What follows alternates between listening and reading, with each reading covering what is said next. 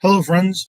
It's your old Uncle Andy here, the UC Panda himself, here to give you hopefully some winning bets finally in week one of college football. Week zero was a disaster. We're not going to sugarcoat it. It went completely pear-shaped on us. I mean, who would have thought that Georgia Tech was going to beat Florida State outright? Who would have thought that Montana State was nearly going to lose the game to New Mexico? All sorts of crazy things happened. Vegas was laughing at everybody, but this week we're going to get our revenge, and we will be laughing at Vegas. We're going to start off with, I think, maybe my strongest play of the week. It's week one in college football, so you're going to see all sorts of powerhouse Division I teams playing either FBS or FCS teams or very weak FBS teams. An example of that would be Ohio State versus Akron. They're laying 51.5 points the last I saw. So we do have a lot of FCS matchups, one of those being the Cincinnati Bearcats playing host to the Towson Tigers. The Bearcats are only laying 30.5. Imagine saying that. They're laying only 30.5 points. I'm going to go ahead and take the Cats, lay the 30.5. If you want the play, I would get on it now. I would strongly suspect by game day, you're going to be laying 31.5, maybe more.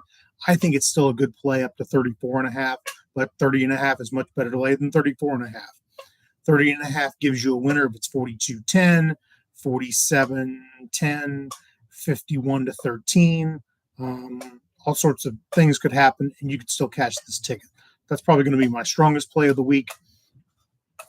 Starting on Thursday night, I do have Jacksonville State. Now, what I did with that is rather than lay the 3 points where it's at now, rather than lay 160 on the money line, what I did is I took Jacksonville State and I hooked it up with some very likely outcomes, some very likely winners, Division I teams against FCS teams, or FBS teams against very weak FBS teams. So I threw in there to sort of sweeten the pot a little and take it from a teased expensive play of minus 140 on Jacksonville on the money line. We went ahead and thrown in some things like Kentucky, Alabama, UC, Washington State, South Carolina, Iowa, Wisconsin, people to win on the money line. And that took the play up to a payout of plus 118. So I think that's the way to go. Also in the under in that game, I did those same things with the parlays, with the strong FBS teams, the heavy favorites, and hooked them up with an under 60.5 in that Jacksonville State Coastal Carolina game. You could probably even play the game straight up. I believe the under right now is 54.5. You could still probably play that and be fine. I just wanted a little insurance. But here's a little food for thought. Last year, Jacksonville State was 5-1 to the under at home. In Coastal Carolina, their opponent was 5-2 in road games to the under. So the trends are all pointing for this thing to be an under, and that's, I think, where the value is. Next, I took James Madison on Saturday, laid the 6.5, and I hooked it up with Wisconsin and Iowa to win on the money line. And I took a minus 115 play and took it to an even money play, plus 100. You may say, well, that's only saving 15 cents on the dollar, but I'll take 15 cents on the dollar. And Wisconsin and Iowa are not losing. Wisconsin's not losing to Western Michigan. Iowa's not losing at home in its opener as a minus 4,000 favorite. So if I'm wrong, I'll eat the crap sandwich. Next, DraftKings had a good prop on Colorado to score first and win, and that prop was paying plus 200. So normally that prop would be in a same game parlay minus 125.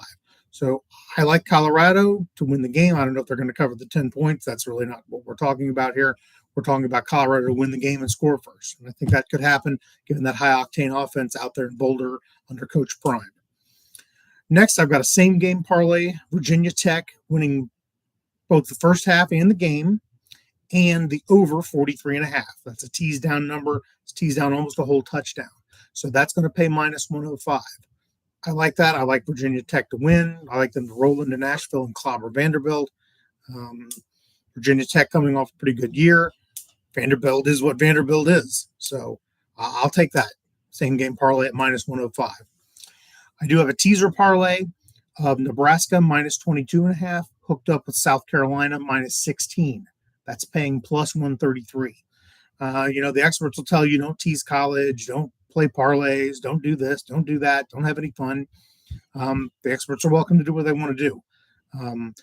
I do agree with them that teasing a college play individually without hooking it up to something else in a parlay is probably the wrong thing to do. But I did go ahead and tease North Carolina or South Carolina and Nebraska together.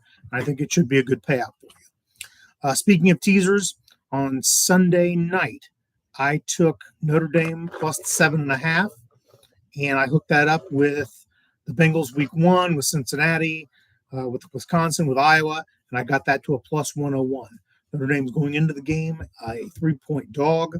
I went ahead and sweetened the deal a little bit in this parlay. I got a whole touchdown in the hook, and it's paying plus money. And all that has to happen in order for this to succeed is the Bengals have to win. I'll lock my money up for a week. The Bengals just have to win as a 10-point favorite. Wisconsin has to just simply win the ball game as a 24-point favorite. Iowa simply has to not lose at home to an FCS team. I'll take my chances. If I'm wrong, I'm wrong.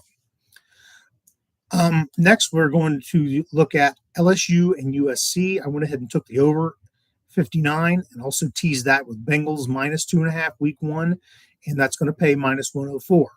So that's better than buying the points straight up in the LSU USC game. The price tag on that on the 59 as the over, the price on that was probably going to be minus 150. So I saved myself some money on a likely outcome with the Bengals. I stand by my decision. If the Patriots come in and surprise the Bengals as 10-point dogs, I tip my cap to them. Next, I went ahead and took Boston College, teased it up to plus 21, also hooked it up with the Bengals minus 2.5, and that's an even money payout. I was not at all impressed with Florida State in their trip to Dublin. I was not at all impressed with their quarterback. They were beat in the trenches up front.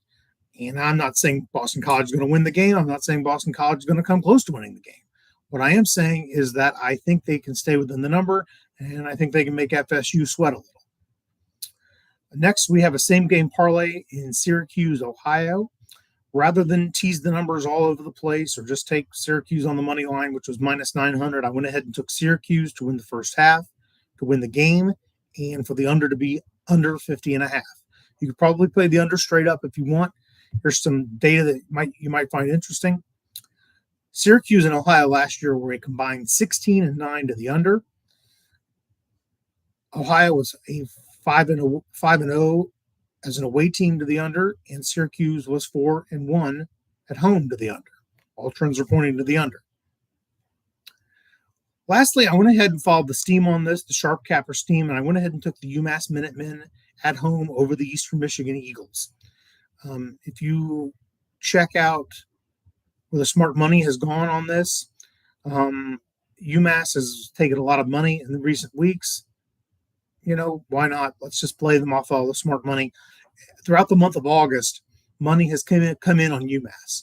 Now, that could be one of two things. It could be all the UMass alumni and boosters and people who live in Massachusetts betting on the Minutemen, or it could be that the sharps, the wise guys, have figured something out in this game, and they have come in on the UMass side.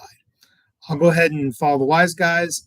I took UMass, hooked it up with the Bengals minus 2.5, and got it from a minus 142 of UMass on the money line. And once I hooked it up with the Bengals, it became a plus 118 play. So I'll go ahead and take my chances with that. I'll follow the wise guys. If I do post anything else, I will let you know. But I do want everybody to go ahead and go over to Twitter, or as X as the kids call it these days. Give us a follow over there. I post all my plays. I don't usually post too many baseball plays during the week. I did post one tonight with the Oakland A's of the Cincinnati Reds, and that is already cashed out as a winner. So give us a follow over there. Once hockey starts, we'll be going hot and heavy with hockey, NHL props, first period overs, unders, team that scores first, yes, no, goal in the first period, third period over. That's probably my best thing that I play all year, third period overs. Track all that religiously. So go ahead and tail me. We're up 55 units now this year. We're up 55 units in Super Bowl. So go ahead and give me a tail, give me a follow, give me a like, and we will cash tickets together. Thank you.